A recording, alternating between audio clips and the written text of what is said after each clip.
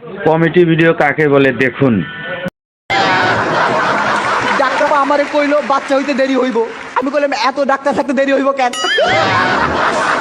প্রয়োজন হলে আরো 2-3 জন মিলে চেষ্টা করেন। আসসালামু আলাইকুম। শ্বশুর আব্বা আমারে এসে কইলো তোমার শাশুড়ি তো টেনশনে একবারে মৃত্যু পথযাত্রী। আমি কইলাম যাত্রা শুভ হোক। এক ভদ্র মহিলা এসে আমারে কইলো আমার পোলা তো 3 মাস হইলো হাঁটতেছে। আমি কইলাম হাই হাই ওরে আটকান, বহুদূর তো চলে গেছে। আমার বউ আমারে ডাইকা কইলো খুব টেনশন হইতেছে যদি একটা কিছু হয়। আমি কইলাম আরে একটা কিছু হওয়ার জন্যই তো আনছি। আমি কইলাম থাকো আমি বাসা থেকে আসতেছি। কইলো তা আগে তোমার শালি আসুক। আরে তাইলে যায় লাভ কি?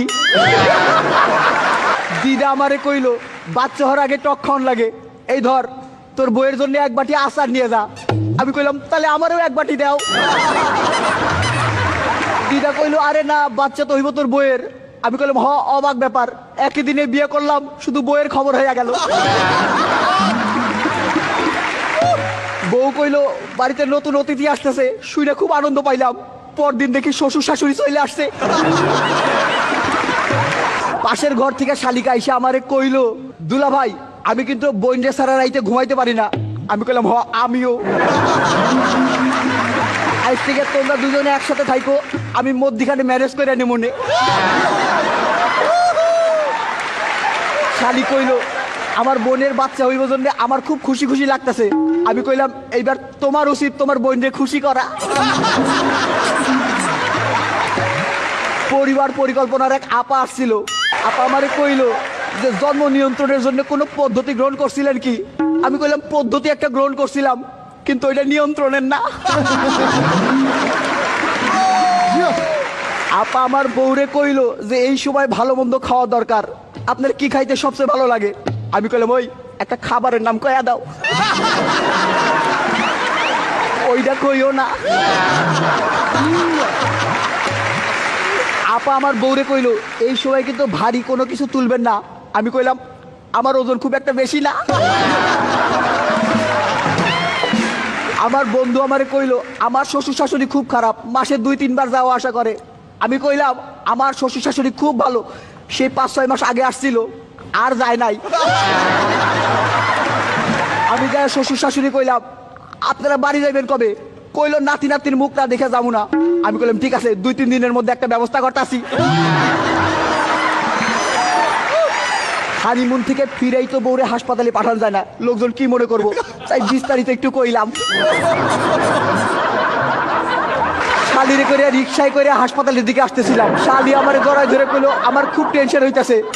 আমি আরো শক্ত করে জড়াই ধরলাম, আমার টেনশন তো বেশি।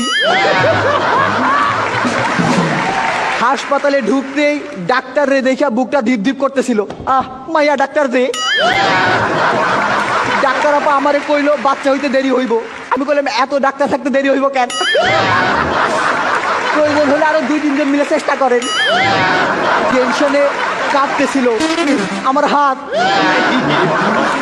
নড়তে লাগলো আমার চোখ, গরম হয়ে উঠলো মাথা।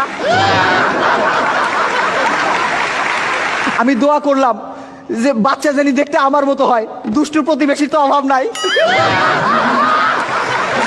এমন সময় নার্স আইসা কইলো আপনার একটা ছেলে সন্তান হয়েছে। আমি কইলাম এত চেষ্টার পরে একটা। দাঁড়ান বউরে খবরটা দিয়ে আসতেছি। যাইয়া বাচ্চারে তো দেখে অবাক, এতদিন পরে হইলো তাও এত ছোট। বললাম এই বাচ্চারে পাল্টাই দেন, লিক হয়ে গেছে। বাচ্চার মুখ দেখে তো অবাক, একবারে দাদুর মতো। আরে দাঁত ছাড়া যে। শালি কইলো এই যে বাচ্চার চোখ দুইটা একবারে আমার বোনের মতো, কান দুইটাও একবারে আমার বোনের মতো, আর যে একটা কইলো না ওইটা তো আমার মতো। আমি নাকের কথা কইতেছিলাম। আমার যে ছেলে সন্তান হয়েছে এইটা শুনেই বিশ্বাস করেন। একটা ছোট্ট প্রমাণ আছে কিন্তু তা দেখাতে পারবো না। আরে ছবিটা যে নিয়ে আসি নাই। শ্বশুর শাশুড়ি কইলো একটা ভালো ছেলে খুঁজতেছি, ছোট মেয়েটার এবার বিয়ে দিয়ে দিব। আমি কইলাম আরেকটা ভালো ছেলে খুঁজেন, আমার দ্বারাও বিয়ে দিব। পরিবার পরিকল্পনার পয়সা কইলো ভাইজান এই ভাবির স্বাস্থ্য খুব একটা ভালো না, এখন আর বাচ্চা কাচ্চা নিয়েন না। আমি বললাম তা ঠিক আছে, কিন্তু যাদের স্বাস্থ্য ভালো তারা তো আর শুনবো না। বলে শোনেন, 2 বাচ্চার মধ্যে দূরত্ব রাখা দরকার।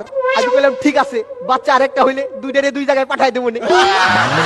বলে শোনেন, বাচ্চার পুষ্টির জন্য মায়ের ভালো মন্দ খাওয়া দরকার। আমি বললাম এই তো, মেয়ে মানুষ বলে পক্ষপাতিত্ব করলেন। ছেলে হলে বলতেন বাচ্চার পুষ্টির জন্য বাবার ভালো মন্দ খাওয়া দরকার। আর সারাদিন ধরে বউ বলতেছে আজ পারফরমেন্স যেন ভালো হয়। আমি কইলাম অনেকদিন পর তো, ঠিক আছে চেষ্টা করুম নেই। আজকের মতো আসতেছি, আসি।